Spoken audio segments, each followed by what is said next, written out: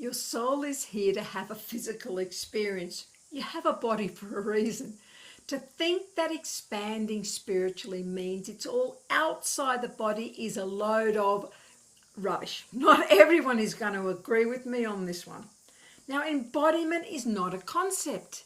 It's not journaling about your higher self. It's not talking about alignment. It's not saying you're doing the work. Embodiment is when your soul actually changes how you live. Now, most people are spiritually aware but physically disconnected. You understand consciousness, you understand healing, you understand energy, but your body is tense, your voice shrinks in certain rooms, you override your exhaustion, you abandon yourself to stay light. Now that is not embodiment. That's insight without integration. Now embodiment is bringing the soul into the body.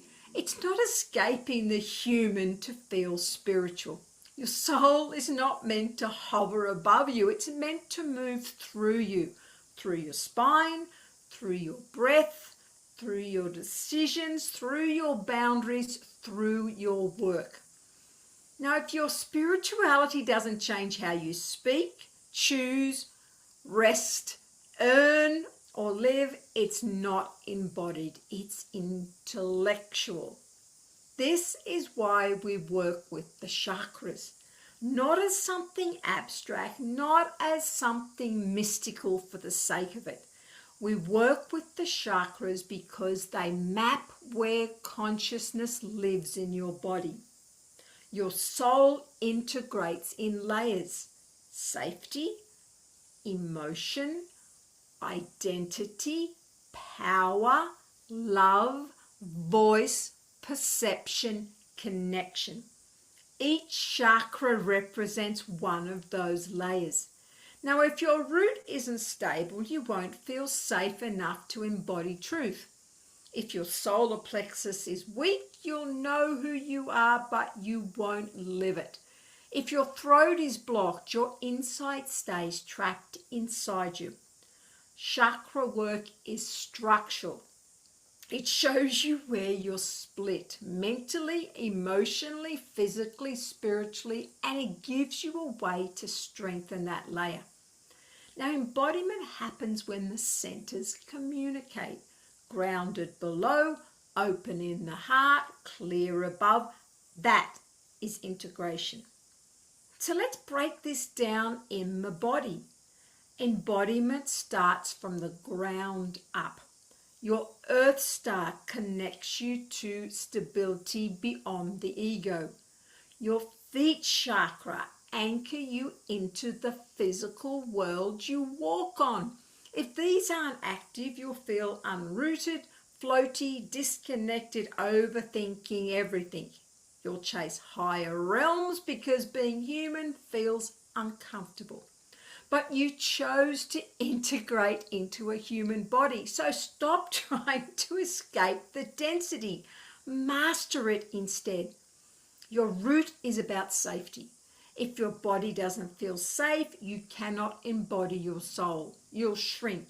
You'll people please. You'll hold back your truth because your nervous system will always choose belonging over authenticity. Embodiment requires nervous system strength. It requires you to sit in discomfort without collapsing. That is maturity. Your navel and solar plexus hold personal power and your identity. If these are weak, you'll understand your truth, but you won't live it. You'll say, I know I deserve more, but you won't negotiate. You won't leave. You won't raise your standards. Embodiment is when knowing becomes behavior, when insight becomes action, when your energy shifts first and then your life follows. Your heart and higher heart open you to soul truth, but embodiment means your throat expresses it out loud in real conversations, not just in your journal. And this is where most people hesitate, because once you speak truth, you risk change. Embodiment costs comfort. That's the part no one advertises. Your third eye, crown, and soul star connect you to higher awareness. Here's the part you won't want to hear, but you need to. Higher awareness without grounded action creates spiritual fantasy.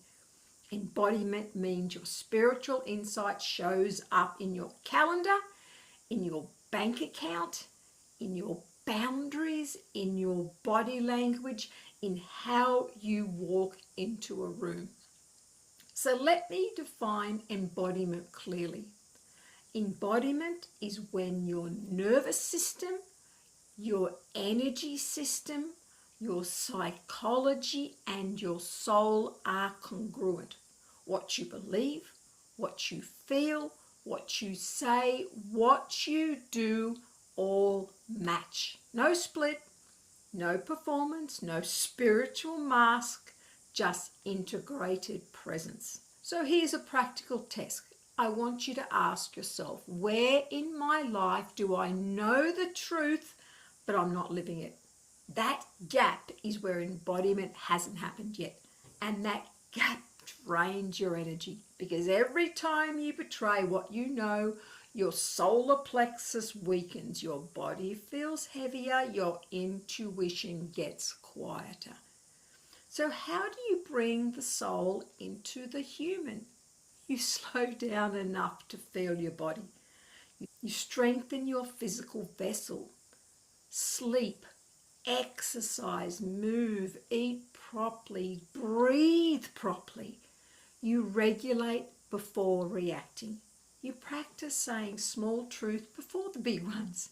You tolerate being misunderstood. You make aligned decisions even when they're inconvenient. That's embodiment.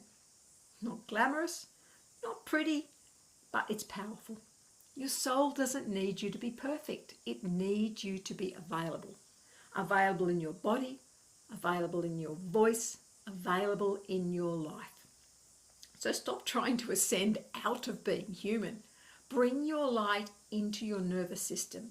Bring your truth into your behavior. Bring your awareness into your work. Embodiment is not becoming someone new. It's having the courage to fully inhabit who you already are. And that takes strength. So this is your challenge. I want you to pick one area where you've been spiritually aware but physically passive, and change it.